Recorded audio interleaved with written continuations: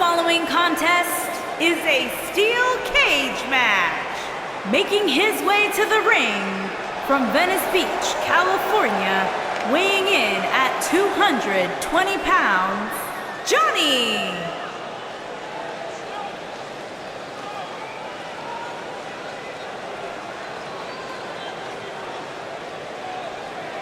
Two of WWE's top stars ready to go here in one-on-one action. This is the match I've been waiting for, guys. Ever since it was announced, I've been looking forward to seeing these two clash.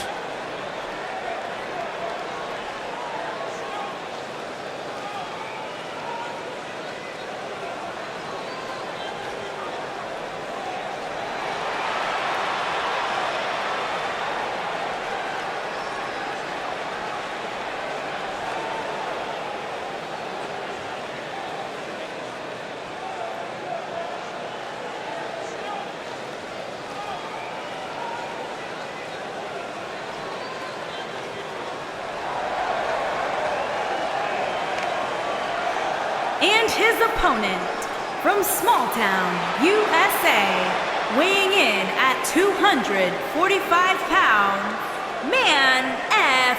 Steel.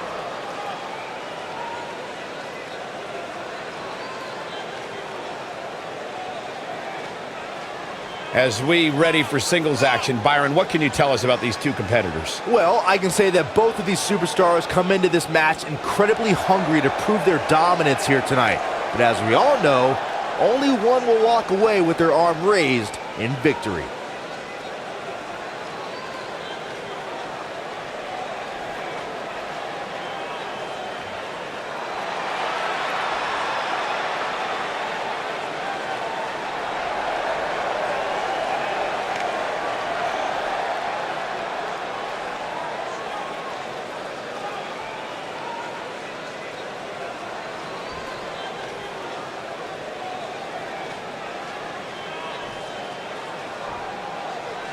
And there's the bell, and here we go.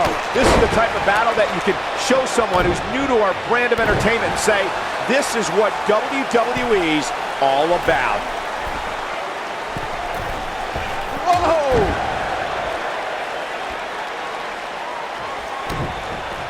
Oh no, we know what this is. This just ain't gonna do it. Nice job breaking out of that one. But there's plenty more work for him to do here.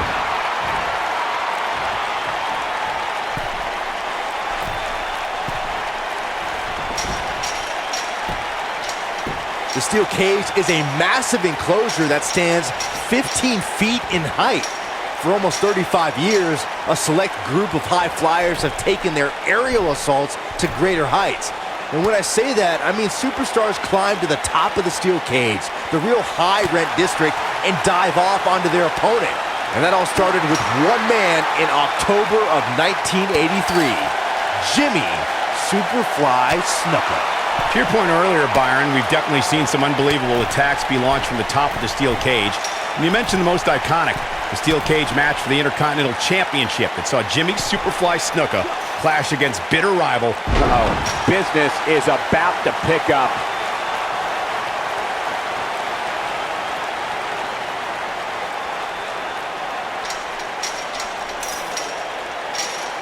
The WWE Universe has seen the evolution of the steel cage in the enclosure known today as Hell in a Cell.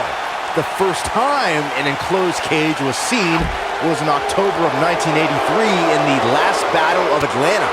The enclosed cage was seen a few years later in the War Games match from the NWA. There were even cages stacked on top of each other. His shoulders are down. I wouldn't have been surprised if that was it.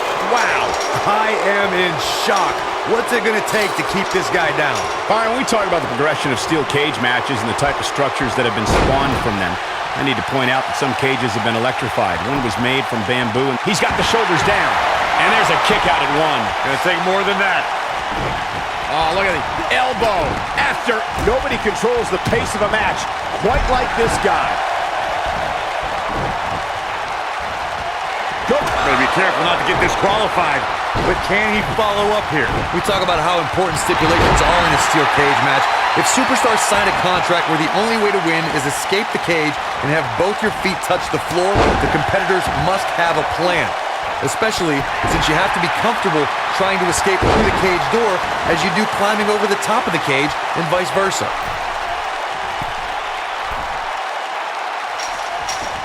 Corey, you touched on something moments ago that's so important for the combatants in a steel cage match to remember. A superstar must be able to think offensively to figure out how they're going to escape the cage. They must think defensively at the same time so they can prevent their opponent from getting out of the cage first and winning the match. Well, a superstar must become comfortable with escaping the cage by both exiting the cage door and by climbing over the top of the cage. They must also be aware of their attributes and what's best for them. Let's just say if you're a giant like The Big Show, The Undertaker, Kane, or even Braun Strowman, it's preferred to... And you can put this singles match in the books. That match deserves another look. Here we go.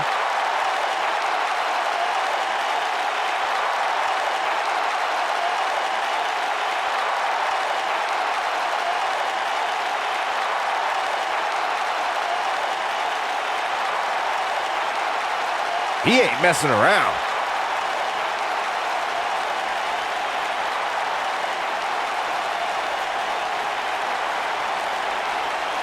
Look at him go. And I always enjoy watching him perform. Here is your winner, Man F. Steel. It could have gone either way there for a while. I could watch them go at it each and every week. What a match. It'll be interesting to see the fallout following this big singles win here tonight.